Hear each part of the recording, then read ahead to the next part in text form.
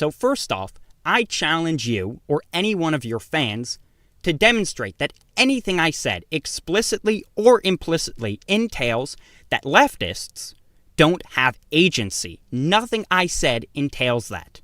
Go. I'd like to see you try produce, from statements I made, an argument that is valid and sound, the conclusion of which is that, given my statement, I am necessarily committed to leftists not having agency. Guess what? I'm calling your bluff. You can't do that. Challenge accepted.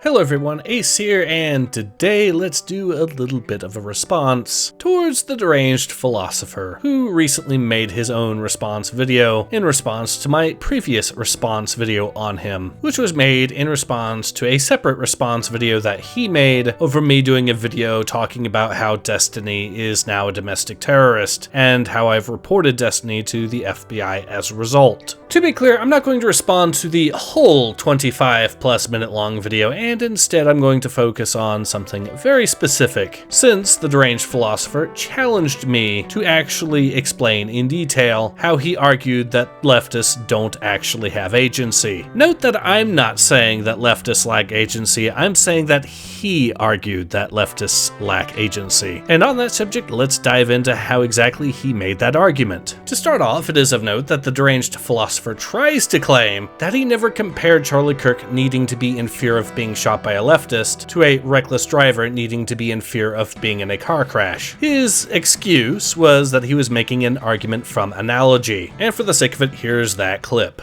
Which is why he went out of his way to try to argue that what happened to Charlie Kirk, getting brutally murdered in front of his family by a leftist for daring to espouse an opinion in the vicinity of leftists, well, that's just comparable to being a reckless driver. No, that's not what I was saying. I was not saying that Charlie Kirk getting killed is the same as or is comparable to being a reckless driver. What I was doing was making an argument from analogy. Here's the analogy. So yes, his defense legitimately was, quote, he did not make a comparison, he made an argument from analogy, here's the analogy, unquote, and therefore I am completely unreasonable in claiming that he made a comparison, because apparently an analogy is completely different from a comparison, except it isn't. To quote Gemini, when I asked it, is analogy a synonym for comparison, Gemini responded with, quote, yes, comparison is a valid synonym for analogy, as an analogy is a specific type of comparison that highlights similarities between two different things to explain a complex concept. While all analogies are comparisons, not all comparisons are analogies. A comparison simply notes a shared characteristic, whereas an analogy uses that comparison to create understanding. Now, there are two key takeaways with regards to what is said here. The first is that analogies are fundamentally a type of comparison. It just has a few extra steps to it that separate it from other types of comparisons. It is still, at the end of the day, a comparison though, and that brings me to the second key takeaway, to utilize the word comparison as a replacement for analogy, because an analogy is a type of comparison. All analogies are comparisons, and therefore you can replace the word analogy for comparison because the word comparison itself is a valid synonym for analogy. Now, this is a specific type of synonym, specifically a one-way synonym, which is to say that comparison is a valid synonym of analogy, because all analogies are comparisons, but analogy is not a valid synonym for comparison, because not all comparisons are analogies. Armed with this knowledge, though, let's return back to the defense provided by the Deranged Philosopher, because we now see we can in fact substitute the usage of the word analogy for the use of comparison, as comparison is a valid synonym for analogy. Thus, when the Deranged Philosopher claims he did not make a comparison, he instead made an argument from analogy, here's the analogy, he was in fact arguing he did not make a comparison, he instead made an argument from comparison, here's the comparison. In other words, he did accidentally admit that yes, he did in fact compare Charlie Kirk needing to be in fear of being shot by a leftist to a reckless driver needing to be in fear of being in a car crash, amusingly enough in his own efforts to deny that he made that comparison. When I said in my previous video that the Deranged Philosopher is a habitual liar, it's stuff like this that really proves that I am fundamentally correct in that assessment, especially when the Deranged Philosopher tries to argue how intelligent and educated he is, because the double-edged sword of doing that means you don't get to convincingly feign your own stupidity or ignorance anymore. You don't get to sit there and go, "Oh, I didn't know," while claiming to be so highly educated and so well versed on the English language or philosophy in general. And if the question becomes whether or not you're incompetent or malicious, then the very fact that you tried to argue that you are extremely well educated and extremely intelligent, then we can't attribute your fallacies to just incompetence anymore. And that really does narrow it down to pure maliciousness on your part at that stage, doesn't it? But now that I have established firmly that yes, the Deranged Philosopher did indeed compare Charlie Kirk needing to be in fear of being shot by a leftist to a reckless driver needing to be in fear of being in a car crash, we can now properly analyze that comparison and explain in detail why that comparison inevitably leads to the Deranged Philosopher arguing that leftists lack agency. To start off, as the Deranged Philosopher himself explained, he argues that his analogy works because these two analogies lack a relevant category distinction. Now here's the problem. Here's the argument from analogy. Destiny's statement has the same form as the statement about reckless drivers.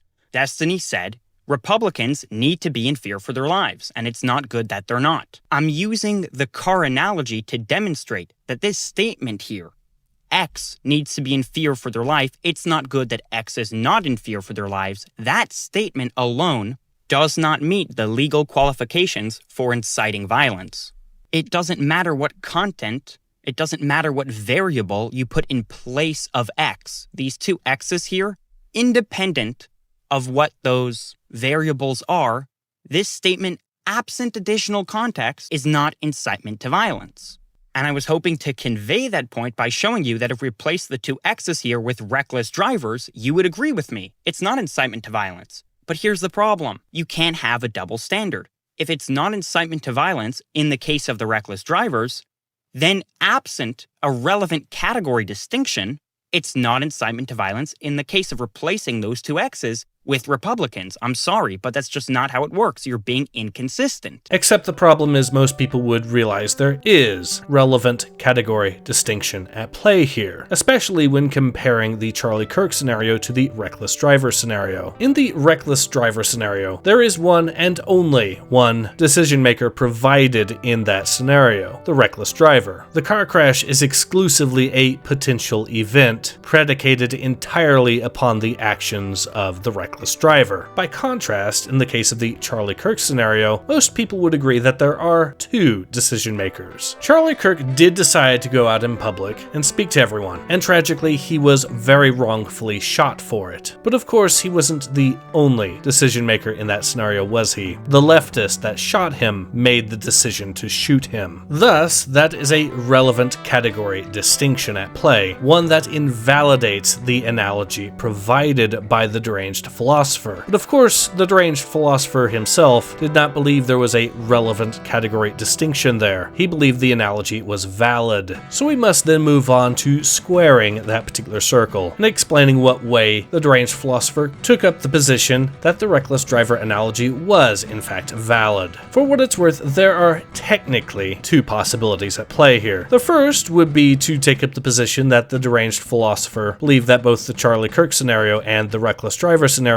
both had two decision makers, which would cause these two scenarios to lack a relevant category distinction. In the case of the Charlie Kirk scenario, the two decision makers would naturally be Charlie Kirk as well as the assassin. And in the case of the reckless driver scenario, the reckless driver would be one of the decision makers, and the other one ultimately would have to be the car crash itself. Not the car crash. To take up the position that the Deranged Philosopher didn't argue that leftists lack agency by utilizing this analogy, you'd have to argue that he believes that car crashes themselves as an event, as a concept, have sentience, and that reckless drivers are therefore victims of the supernatural. Yes, this is 100% absurd, but that's my point. This is the bare minimum of what you'd have to argue to say that the Deranged Philosopher didn't argue that leftists lack agency, because for his analogy to be valid in his mind, while also taking up the position that leftists have agency, he'd have to argue that not only do leftists have agency, but car crashes as a concept also have agency. As you can see, this is the more absurd route to square the circle of how the Deranged Philosopher came to the conclusion that his analogy was a good one. At least that is until you remember that he was trying to portray all of this as being descriptive rather than prescriptive. Descriptive, mind you, describing the natural state of things. And the problem here is that, simply put, the supernatural is not natural, which automatically discredits the idea that he was taking up the position that there were in fact two decision makers in both scenarios provided, which leaves us with one and only one alternative to squaring this particular circle of how he considered his analogy to be valid. And that alternative was that he believed that there was but one and only one decision maker in both the Charlie Kirk scenario and the reckless driver scenario. In the case of the reckless driver scenario, it would obviously be the reckless driver. In the case of the Charlie Kirk scenario, however, it is very plain to see that Charlie Kirk was determined to be the one and only one decision maker in that scenario. The leftist was not seen as a decision maker in that scenario, which is to say that the Deranged Philosopher viewed the leftist in that scenario as completely lacking any sense of agency. It is thus in this way, by him using this analogy, that the Deranged Philosopher did indeed make the argument that leftists lack agency. I have gone through the details, step by step, how that is the only logical conclusion one can make, and I look forward to seeing him try to squirm his way out of this one.